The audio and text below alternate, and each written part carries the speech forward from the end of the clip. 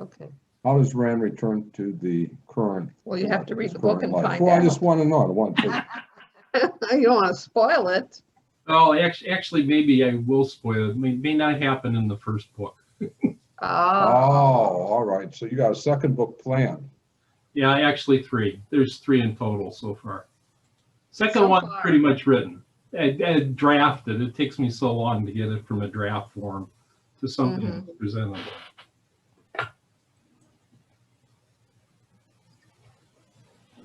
Anybody else? I think everybody's unmuted. No, but they can unmute themselves. You can unmute yourself, upper right-hand corner.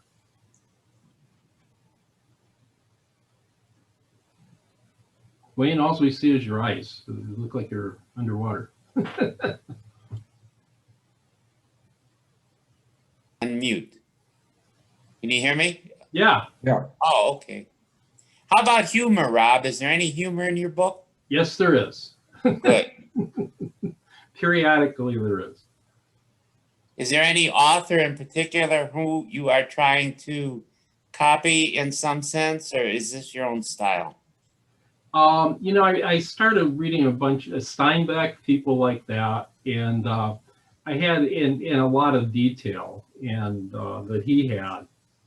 And the first editor I had said that's too much detail, cut that out. So, but I was influenced by a number of people. Okay, good. Gabon, he wrote the what's the series?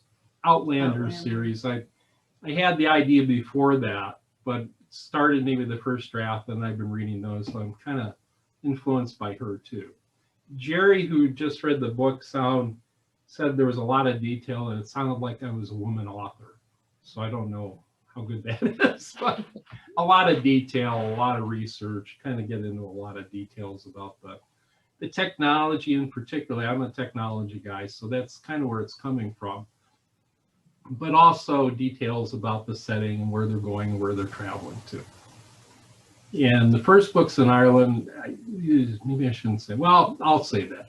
Second book goes to England and to Spain. Good. Good. I have a question. What kind of channels are there for marketing a digital book like this? Well, I'm just kind of starting that. I mean, this would be the first thing to have a presentation.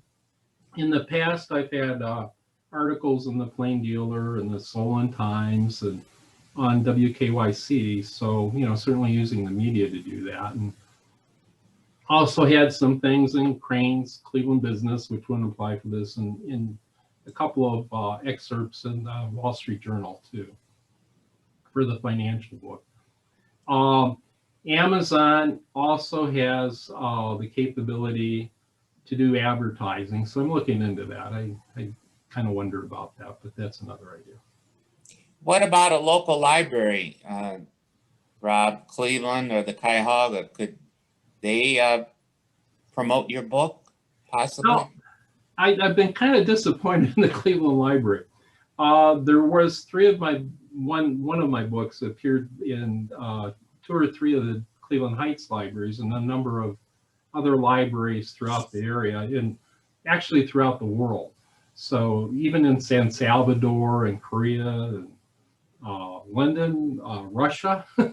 So lucked out more with universities and libraries, but the Cleveland Public, I've submitted to it and they haven't accepted it yet. So maybe they will on this one.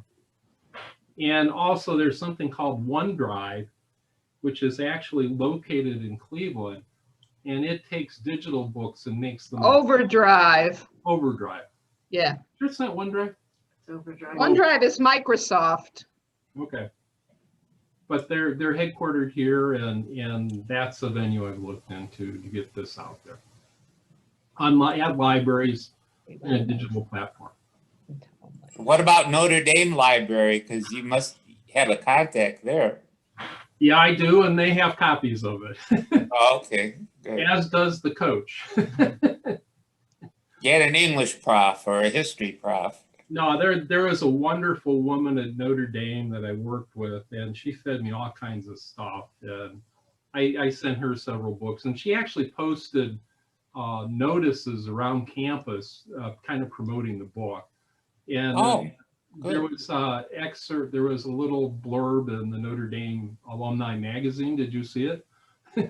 Probably didn't. It was real little.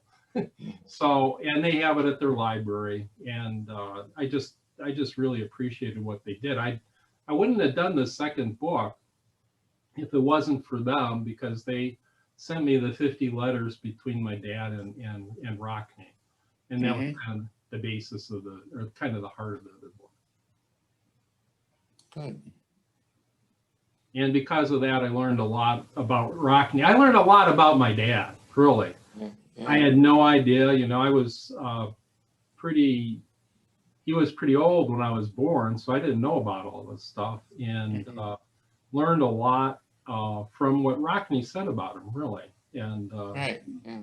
he got him his first 6 jobs, so. And he wouldn't have, my dad wouldn't have married my mother if it wasn't for Rockney.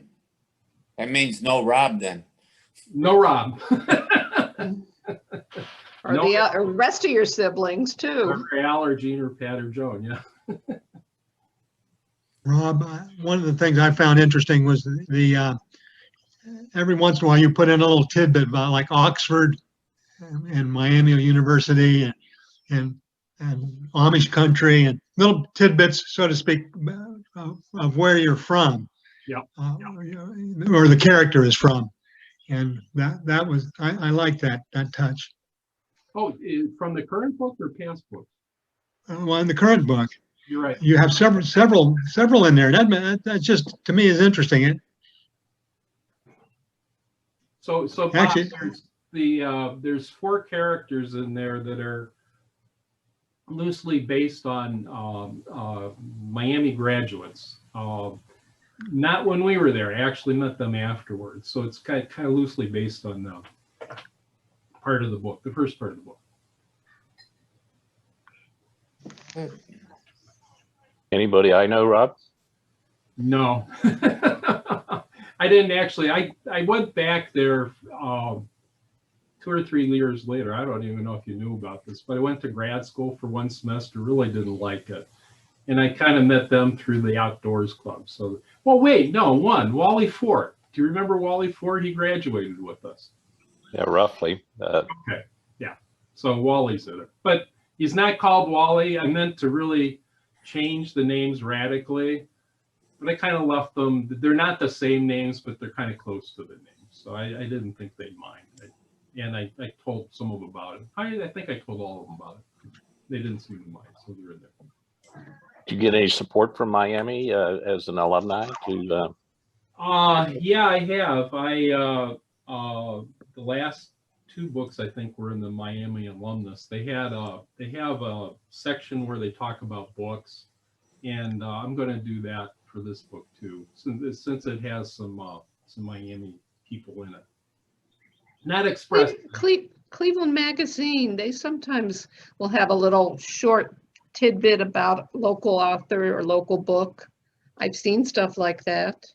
I'm not saying a big article, but it'll get, possibly on someplace where they're putting in some small highlights of different things going on or current books. Good That's a idea. thought. Good idea. Thank you. So Rob, I'm going to have to leave, but I'm so excited for you. And I can't wait to read the book and visualize George Clooney. Can't wait to read the book. So, and visualize Thanks George. for the visualization. Yeah, Yeah. I Good realized luck to I'm not you. supposed to actually give faces to them, but I couldn't resist. I like that. Make your own face. Make your own Okay. identity. I Okay. like George Clooney. I do too. So good luck, and it's just great. Thank you. We'll talk soon. Okay. Yeah. Bye-bye. Bye, Pat. Bye. Bye, everybody. Bye. Bye-bye. Bye. So, Mark, have you read the book yet? No, not yet. Not you, Mark Horath. Oh, He's muted. He's muted. Yes, I did read the book. I read the entire book and I liked it. I enjoyed it. It was a good mix of, one of the things I liked about it, it was little bit of a surprise, which is a good thing. It's a good surprise. Okay, so you go to the next chapter, and all of a sudden, different characters are in a different time part of the timeline. And you did that. You mixed it well. And I have one question, Ron. Is Reginald going to be defeated? I can't tell you. I mean, and I mean that literally. Is he going to get his feet cut off? He's not going to get his feet cut off. I can tell you that. But there's kind of he really is a prominent figure in the second book still, kind of in the background, and there's some things going on there in the second book. Okay. But if I told you the answer to that question, nobody would read the second book. Well, I mean, it doesn't sound preposterous that he would be like beheaded, but instead of being beheaded, he'd be defeated. And you could say, sure, Mark. Sure, Mark. Sounds good. I don't know. Okay. Maybe I'll change the second book. Yeah. After all your Muted. research, Rob, are you nostalgic in any way for those times? Or are you really happy you're here today, here now? Well, one of the themes that kind of runs through it is this guy's burned out with technology. And I could relate to that because maybe you have too, Bob, but I've worked some just, 80-hour weeks and stuff like that. And it does kind of tend to burn you out. So at this point, the guy's kind of burned out with all that. And he really does want to go back to that time, a simpler time without all the technology, all the complications, everything that entails. So that's kind of a sub-theme throughout it. Mm-hmm. And sometimes you don't really like what you get. I mean, it sounds glamorous, but maybe you don't really want to be back in that time. Okay, good. Maybe you want to come back to this time. Mm-hmm. So Rob, you talked a little bit about the book 2 and book 3. When you were writing this book, did you more or less, have you already drafted your entire trilogy? In other words, do you know the whole story yourself? Well, kind of the reason I have a book 2 is it was going to be book 1 and book 2 were going to be book 1. And then the way I do research is I keep on, I'll write the book and then I'll go back and do research and kind of enrich the book in layer after layer. So I write it in layers. So it really got to be too much for one book. So I made cut it off at the first book, and then the rest of it was already there. Mm. But it takes me a long time to get it from a draft to a book, and really need some editors. And there's sections that I go through a couple dozen times. So it's going to take a while to make the second book. But I don't know if I should say this. If you haven't read the first book, I think the second book's more exciting. I read the entire first book, and I enjoyed it, and especially the first part where all the friends were together and everything. So I was trying to figure out, Rob, since I really don't know you that deeply, how much of you was actually in the book. So have you actually hiked done that Grand Canyon hike? And I won't ask about the skinny dipping and the drugs, but have you really, hiked that Grand Canyon? Yeah, I did. Oh. Down to the bottom, yes. Mm. It's very hot down there. My story is, I could tell you that part, but maybe two stories.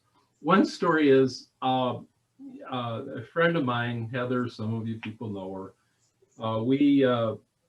Just a friend, Wally's sister. We went to the bottom of the Grand Canyon. Before that, we were staying with a ranger friend of ours, and right near the rim. And I didn't get to sleep. I was up at 5 in the morning, and I heard the sunrise over the canyon was spectacular. So I started walking towards what I thought was the canyon, And then about a half an hour later, another moon started rising. It turns out that was the sun. So I was going south instead of north. Got totally lost for 4 hours in the middle of the wilderness. And ended up in the middle of like 24 deer at one point. And I thought they'd attack me, but they didn't. But I eventually got back. So that was one thing, which I didn't include in this. And then when we went down to the bottom of the Grand Canyon, the only reason we could get there, they only allow like a dozen people down the Hermit's Trail, which is this trail. And the reason is it's a dilapidated trail. It's not like the other trails. And the only reason we could get down there was we had this guy that was a ranger friend. But even with that, we didn't get started till mid-afternoon. And we were glad because on the way down, when we got to the bottom, we met 4 lifeguards who had spent their summer up to that point on the LA beaches, were used to the heat, and 2 of them passed out in the midday sun. It was 120 degrees down there. So we went later, so it wasn't that hot by the time we got down there. So we were fortunate. But a neat area. Really enjoyed that area. Quiet, stars, Milky Way is just like whitewashed over the sky. Darkest place on earth.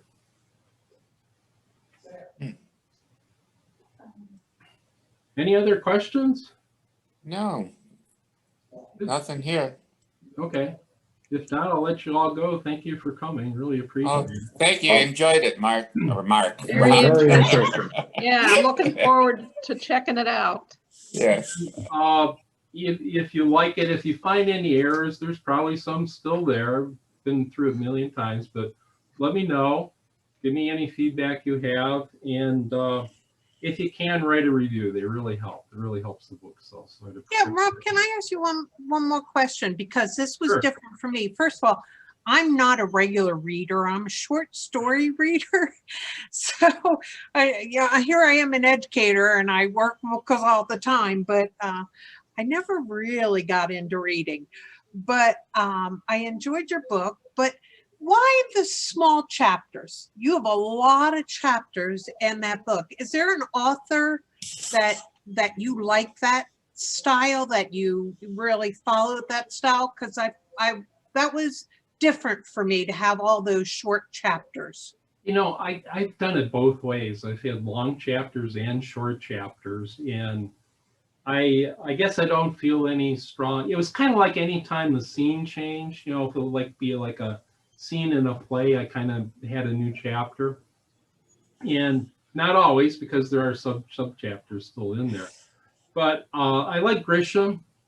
And Grisham was a guy I'd read on a beach down in Mexico. And it was kind of nice when the chapter it would end, I'd look up and admire the scenery and the water and the waves and everything. So that's why I did it on this one. But other books I've written, they have long chapters. So, and from what the online classes I've taken, doesn't seem to be anything that's really right or wrong with doing it that way. Yeah. Did you like the short chapters since you like short stories? You know, in the beginning of the book, I didn't enjoy the shortness of the chapters. I because I felt they were overlapping some. So it kind of broke it for me. But then, you know, as you noted, when I got later on in the book, the short chapters gave me a time to like pause. Yeah. And so it's funny because I don't have a feeling one way or the other, except that in the beginning, it was uncomfortable for me because it wasn't the style I'm typically used to reading if I'm reading a book. Okay. And so it's neither a positive or a negative for me, because like at the end, I had gotten into that style and everything, but to have, I forget how many chapters it had, 80 some chapters or 60. It was a lot of chapters for a book. So, but it's not a negative and it's not a necessarily positive. It's just you have to get into the rhythm of that and it has some benefits. Yeah, well, on that score, I've been doing a lot of reading of these murder mysteries, detective books. Robert Cray is the current one, Elvis Cole series, and he has about 80 chapters. And another author, David Baldacci, he's got the short chapters. So from the mystery books I've been reading lately, that is a common approach, having very short chapters. And I find it very interesting. I like it. Yeah, like, I like short chapters because a lot of times if I'm busy and don't have a lot of time, then, you know, you stop, and then when you resume, you're at the beginning of a chapter instead of like, now where was I? What happened on the page Yeah. before? And Yeah. It makes reading easier, in my opinion. Yes. yeah, on the earlier book, The Financial Time Machine, it was about same length, almost 300 pages, 22 chapters. So. Okay. and this is a big book too. I mean, it's a full-size book rather than a paperback type thing. So. And just a note, Rob, actually, chapter 21, I really enjoyed that chapter. When I got to 21 and the trip, that was really nice. And the passage that's on, let's see, I made a note of that. Page 92, where you start talking about the rest of my life flies by even faster than before. Really like that style of writing. That I really enjoyed. And you did that in a number of places throughout the book.